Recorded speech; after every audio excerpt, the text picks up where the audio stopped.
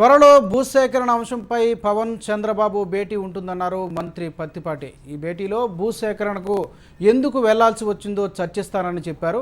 ఇటు గ్రామాల వారీగా భూసేకరణ జరిపామని మంత్రి అన్నారు. పార్టీ ముఖ్యులతో చంద్రబాబు భేటీ జరుగుతుందన్న పత్తిపాటి రెండు రాష్ట్రాల్లో పార్టీ బలోపేతం కోసం సమావేశంలో చర్చిస్తామని అన్నారు.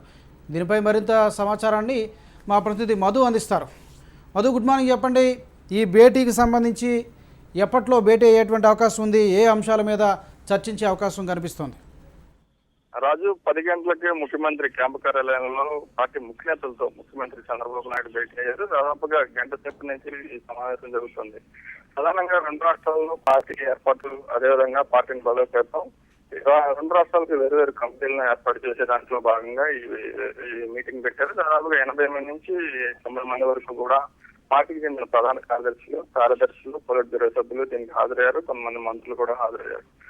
అదేవిధంగా భూసేకరణకు సంబంధించి ఇప్పటివరకు భూ సమీకరణ అమలు చేశాము. ఇక తప్పని పరిస్థితుల్లో భూసేకరణ అమలు చేయాల్సిన పరిస్థితి నెలకొంది.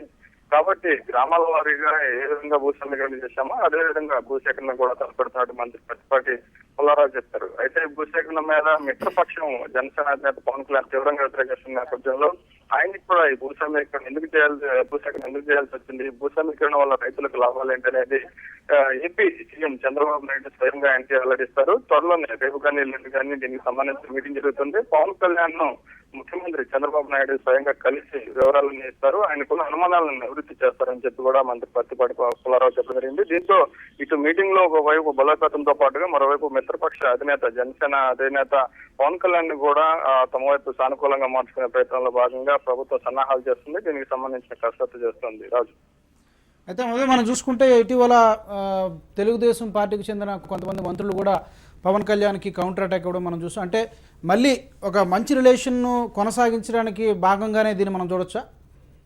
రాజు, ఖచ్చితంగా. ఎందుకంటే పవన్ కళ్యాణ్ వల్ల పార్టీ అధికారంలోకి వచ్చిందని చాలా మంది నేతలు చెప్తున్నారు.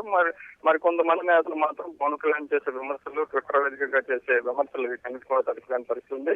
ఇటీవల ఆర్థిక మంత్రి యనమల రామకృష్ణుడు కూడా ఇటువంటి వ్యాఖ్యలు చేశారు. రాజధానిని నిర్మించాలంటే భూమి కావాలి, త్రిశంకు స్వర్గంలో నిర్మించడానికి మేము విశ్వామిత్రులు కావాలని చెప్పిన దాని మీద దానికి ఘాటుగానే పవన్ కళ్యాణ్ కూడా కౌంటర్ ఇచ్చారు. ఈ నేపథ్యంలో ఇటువంటి విమర్శలు మానుకోమని సీఎం చంద్రబాబు నాయుడు మంత్రులకు కూడా సున్నితంగా చెప్పడం జరిగింది. దీంతో ఆ రోజు నుంచి కూడా పవన్ కళ్యాణ్ పై విమర్శలు మానుకుని ఆయన ఒప్పిస్తామనే ఒక మాటని మంత్రులు చెప్తున్నారు. అదేవిధంగా పార్టీకి చెందిన కీలక నేతలు కూడా చెప్తున్నారు. ఈ నేపథ్యంలో పవన్ కళ్యాణ్ తో వైరం పెట్టుకునే కంటే పవన్ కళ్యాణ్ కు ఏవైతే విషయాలు ఉన్నాయో భూసేకరణకు సంబంధించి వాటన్నిటిని కూడా ఏకతలం చేయాలి, ఆయన వివరించాలి, ఆయన్ని చేసుకునే తర్వాత భూసేకరణ ద్వారానికి ఆయన్ని కూడా ఒప్పించాలనే ప్రయత్నంలోనే ప్రభుత్వ నేతలు ఉన్నారు. అందులో భాగంగానే దీని మీద కసరత్తు జరుగుతోంది. రాజు, అయితే మధు, ఎన్ని రోజుల్లో ఈ సమావేశం ఉండొచ్చు? సుమారుగా ఈ 2-3 రోజుల్లోనే ఉండొచ్చా సమావేశం?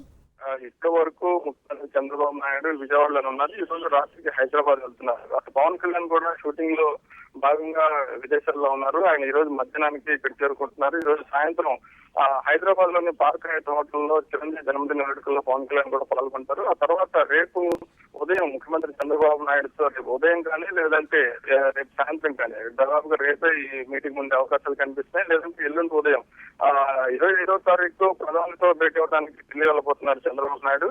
ఢిల్లీ వెళ్లేలోపే పవన్ కళ్యాణ్ తో భేటీ ఉంటుందని అటు జనసేన వర్గాలు చెప్తున్నాయి, ఇటు టీడీపీ వర్గాలు కూడా చెప్తా ఉన్నాయి. Raju, right Madhu, thank you. Megastar Chiranjeevi ఇవాళ